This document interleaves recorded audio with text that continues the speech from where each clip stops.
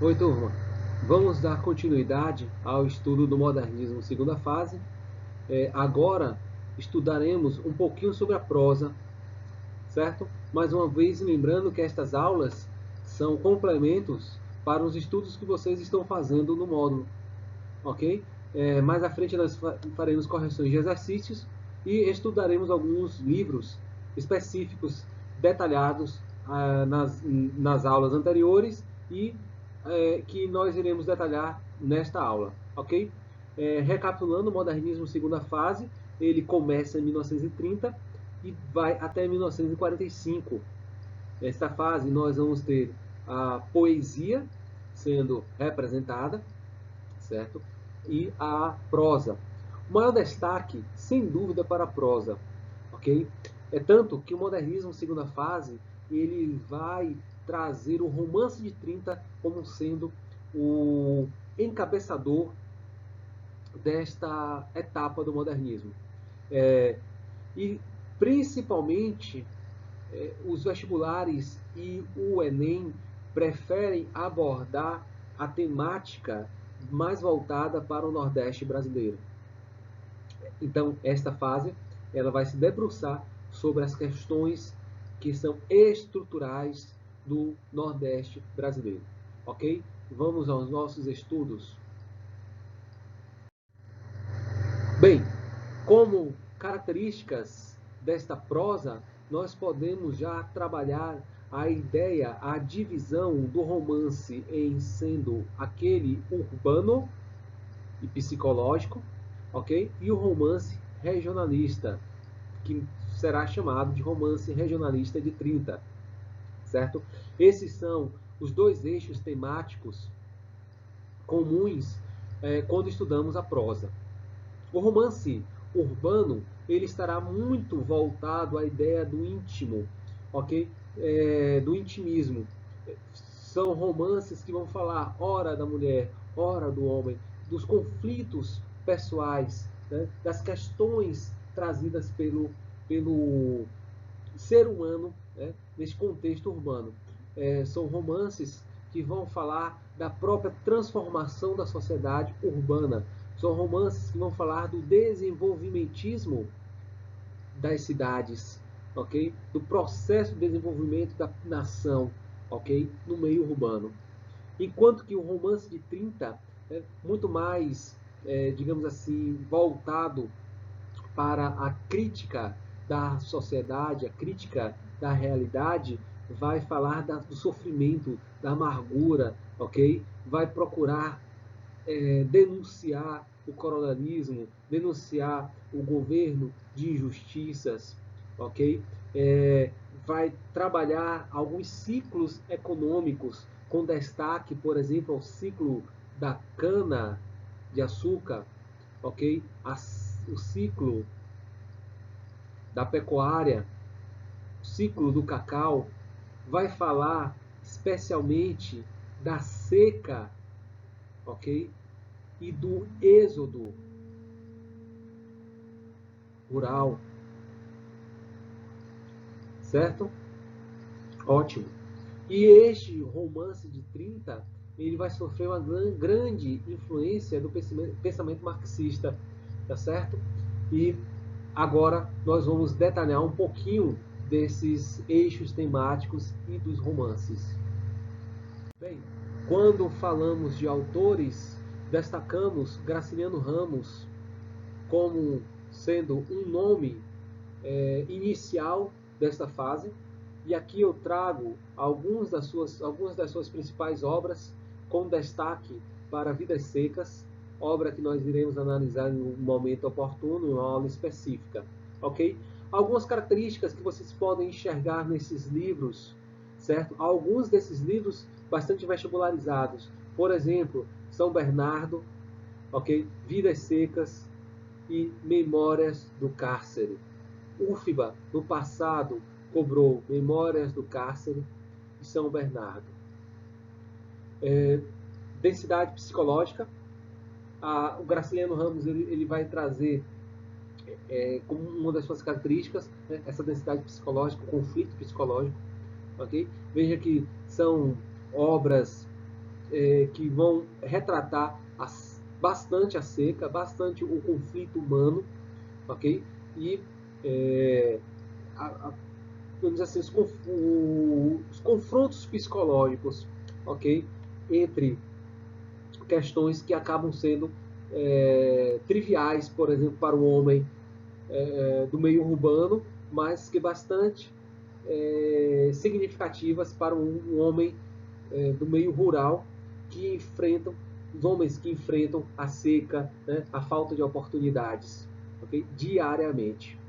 Este Graciliano Ramos ele vai trabalhar bastante a ideia da análise social, ok? A discussão, principalmente na área dos conflitos políticos, dos conflitos econômicos, ok?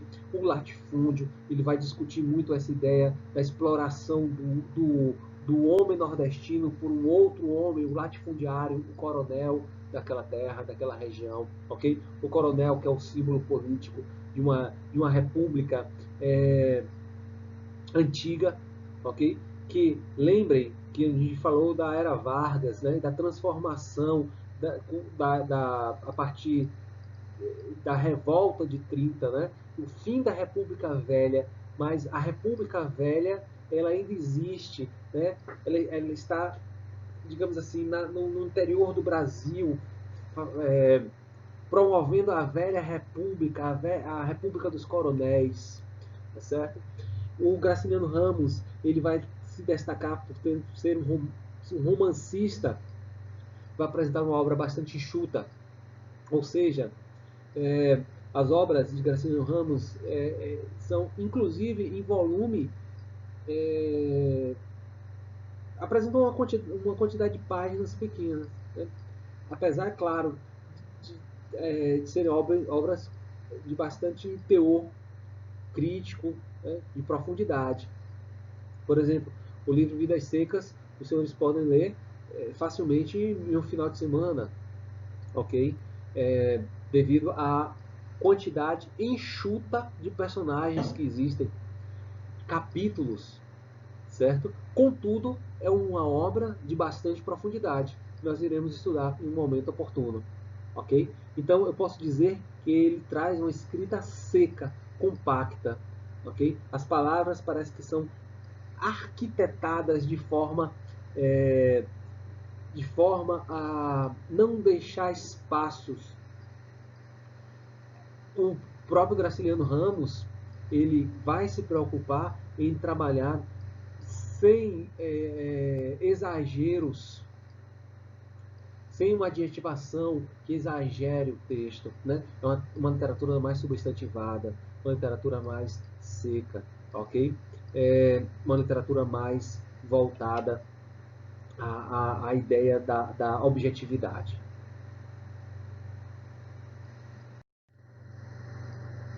Seguindo, nós podemos falar de José Lins do Rego, ok? José Lins do Rego ele entra para a história literária como sendo um representante do ciclo da cana-de-açúcar.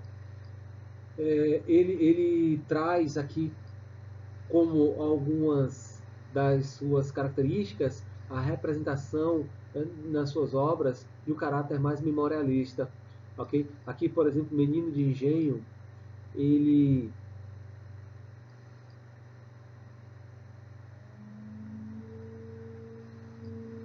fala de personagens que estão muito mais ligados, muito mais, vamos dizer assim, próximos do escritor, ok?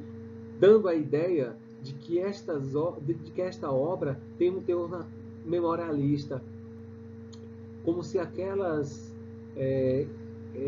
exteriorizações fizessem parte ou tivessem feito parte da vida do autor, ok? Menino de Engenho, por exemplo, é uma obra em que ele fala da decadência das usinas de produção de cana de açúcar, de açúcar e derivados da cana de açúcar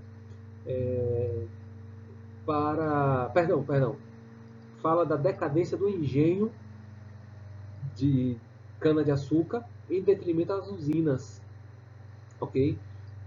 Um engenho que representa o produtor tradicional, conservador, a manufatura da produção da cana, a produção a partir da cana, para a usina, que representa a industrialização, o progresso, ok? Então, o José Lins do Rego, ele fala com muita, digamos assim, propriedade,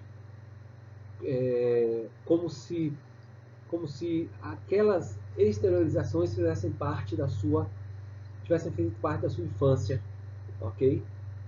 E o próprio avô do José Lins do Rego, ele foi um grande proprietário de fazendas de cana-de-açúcar, certo?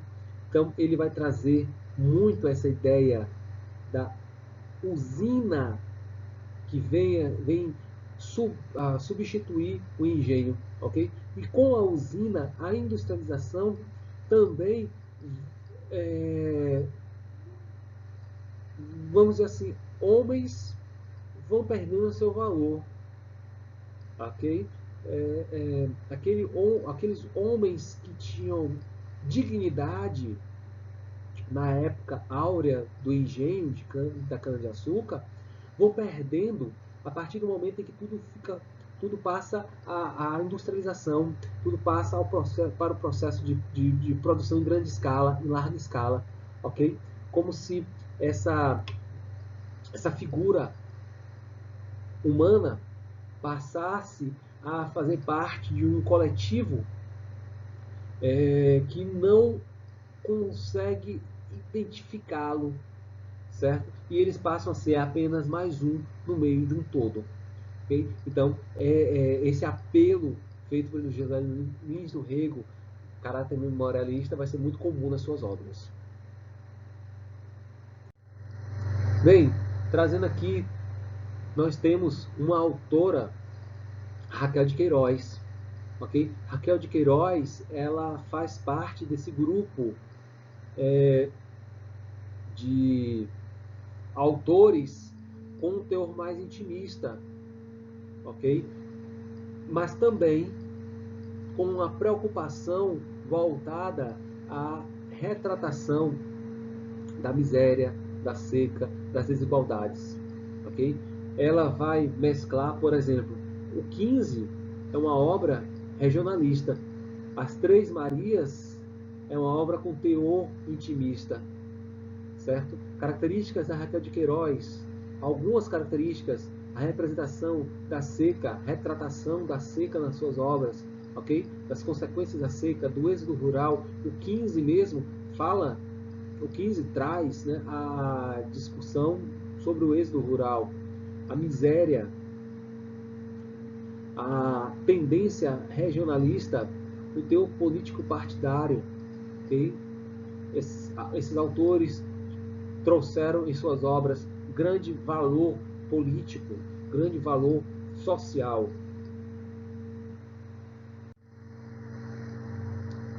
E fechando esse estudo, eu trago para os senhores Jorge Amado.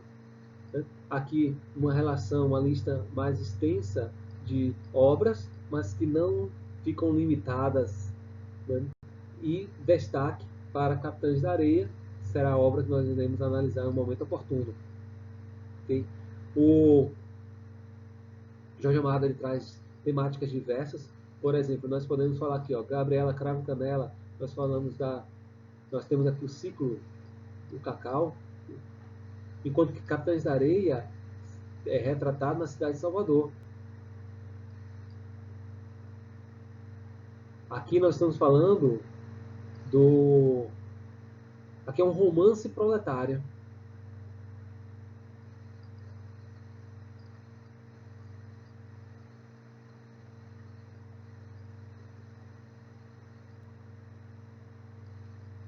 Um romance marginal, ok? Nós temos aqui, então, temáticas diversas.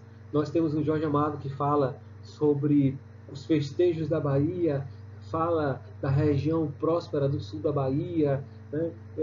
Fala das dificuldades enfrentadas pelos habitantes da cidade de São Salvador, fala dos meninos de rua, ok? Fala das revoltas, o homem que fala da vida boêmia, né? Através desse livro, A Morte em Quincas Berro d'Água, fala da vida boêmia, ok? Fala de traição, fala de